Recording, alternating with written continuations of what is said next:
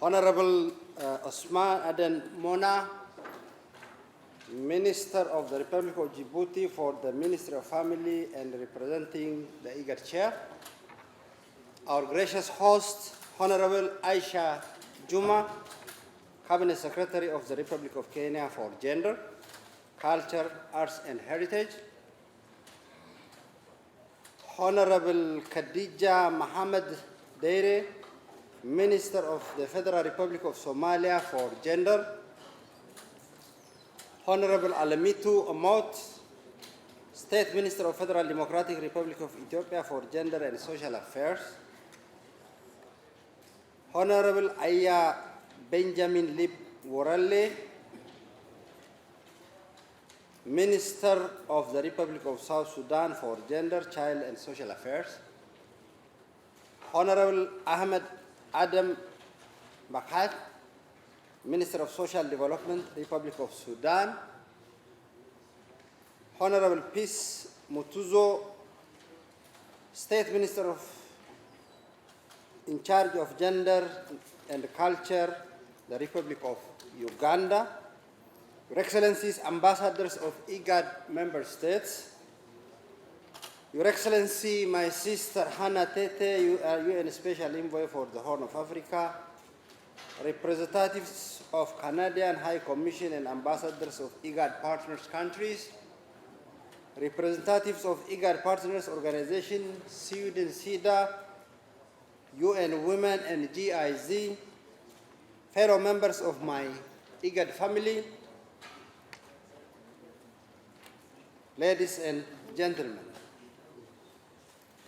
I stand before you today with great honor and gratitude as we convene for this momentous ministerial meeting to adopt the IGAD gender strategy and the second iteration of the IGAD Regional Action Plan 2022 to 2026. This occasion holds special significance as it coincides with the beginning of my second term. Today is the first day to resume my second term as Executive Secretary of IGAD. So therefore,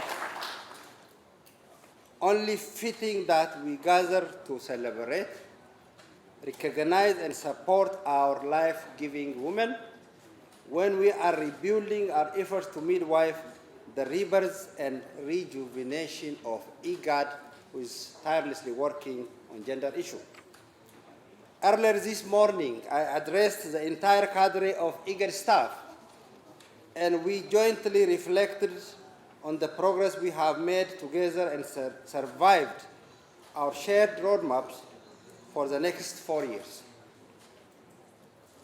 We did so to appreciate the clearer understanding that increased gender participation and equity are a top priorities for the Secretariat of IGAD, as it must reflect the face of our region and makeup of our history. I extend heartfelt congratulations to the gender team at IGAD, which is headed by Madam Amina, for hard work and dedication. During my first term of office,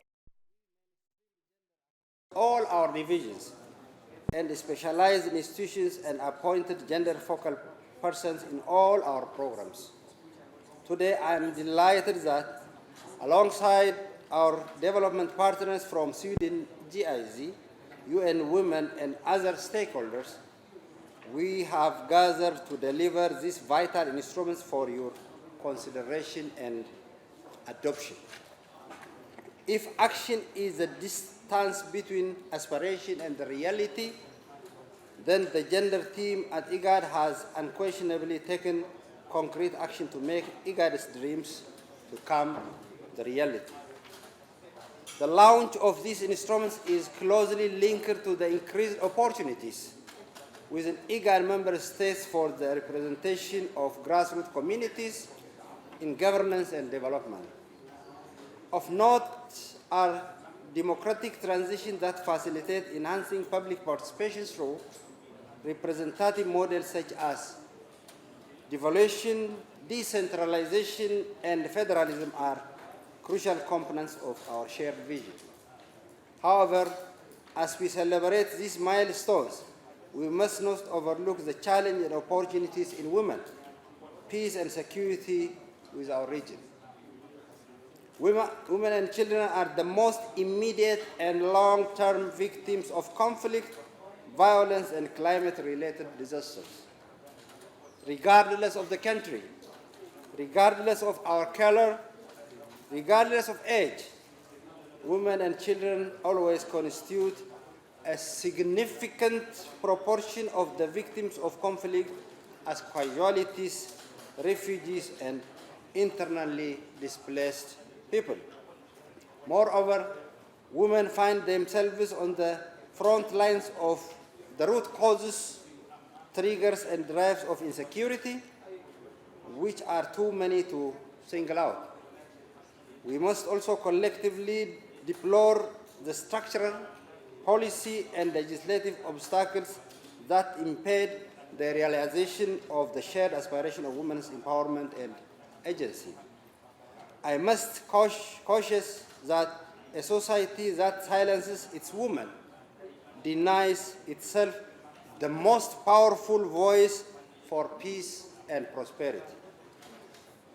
I am encouraged to note that we have powerful allies and loud instruments with which to amplify the voices of women in peace and security.